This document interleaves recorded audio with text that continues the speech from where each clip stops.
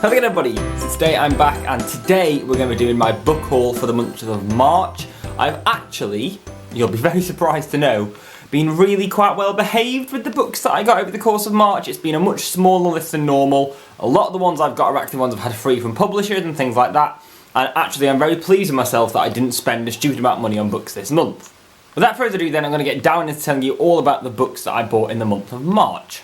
So perhaps unsurprisingly, if you've watched a few videos on this channel, you might know I like a lot of non-fiction, and in fact a lot of the stuff I've got over the past month has been non-fiction, but it's been from loads of different areas of non-fiction. So for example, the first one's a bit random.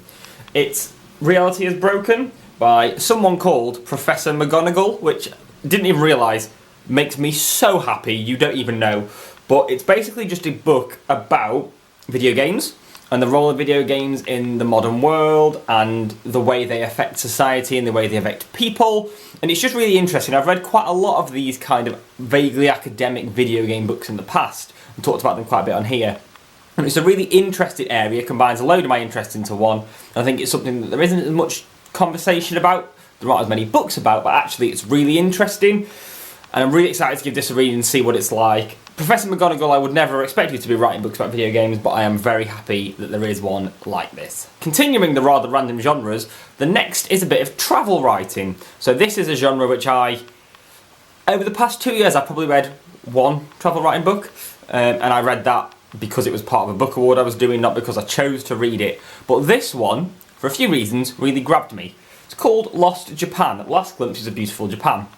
So I saw this and it pulled me in by the cover, and one of my colleagues at work pointed it out, and it's basically just a really, really interesting examination of modern day Japan in comparison to Japan over the past 50, 60, 70 years. It deals a lot with the growth of urban cities in Japan and the decline of the countryside and how that's affected the whole balance of Japan.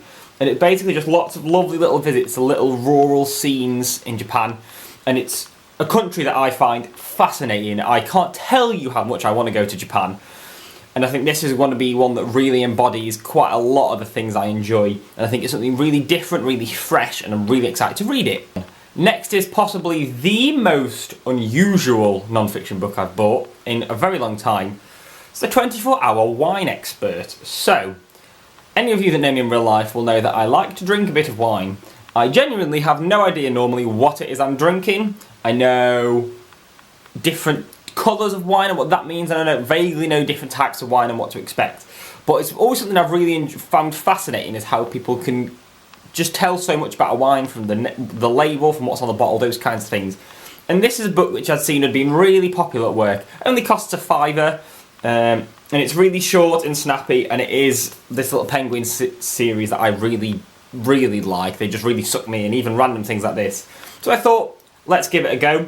Read quite a lot of it over the past month or so, and I'm really enjoying it. It's really interesting. I think it's one of those ones I've referred back to a lot, but it's really, really unexpected for me, something quite different to anything I'd normally read, but definitely one that if anyone's interested in starting to think about looking at, getting to know a bit about wine, it's a really good one. So for the last bit of non-fiction from this month then, is one that I've been so excited about for quite a while to get hold of. It's a book that came out in hardback October-ish last year.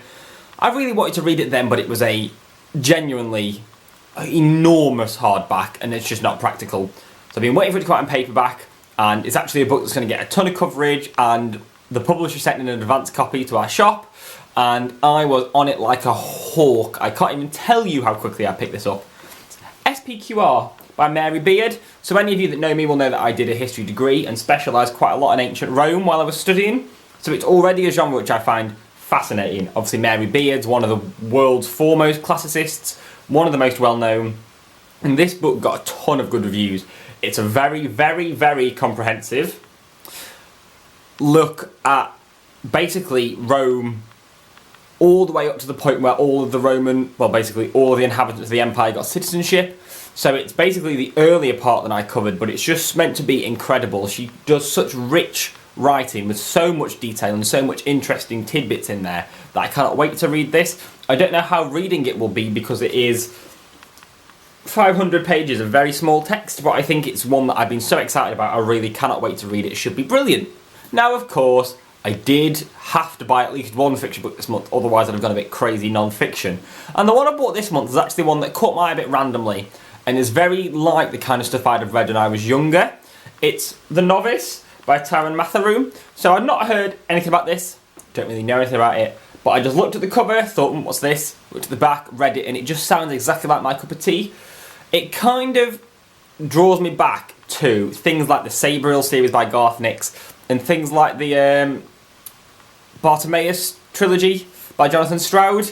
It's about a guy who's a summoner, hence why it's called Summoner Book 1, and he discovers he's got the power to summon little demons, and it's about him and the demons he summons, and it covers so many of the like typical fantasy stuff. On the back it talks about orcs and all those different kinds of fantasy characters that are so popular that you don't get very often in YA. YA tries to be quite different normally, but this sounds like a good old-fashioned fantasy YA, and I can't wait to give it a read.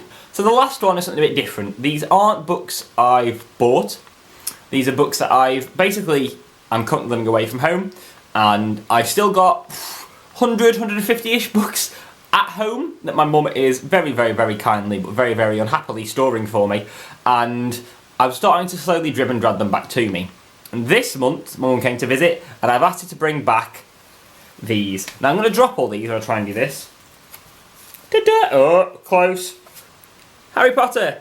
So the Harry Potter books I haven't read since the first time I read them. I think before the 5th or 6th one came out, I reread them all the way through just to catch up again. But I've not read them in at least 8, 9 years. And obviously there's a new one coming out this year. So much Harry Potter hype and excitement. And actually I made a quite controversial statement with one of my friends the other day, where I said that I didn't think Harry Potter was that amazing. I'm lucky to still be alive, I think is the general consensus on that point. But it has triggered that I probably need to read them again. I'll be at a very different point now than I was when I first read them, and I'm really intrigued to see how they go down this time.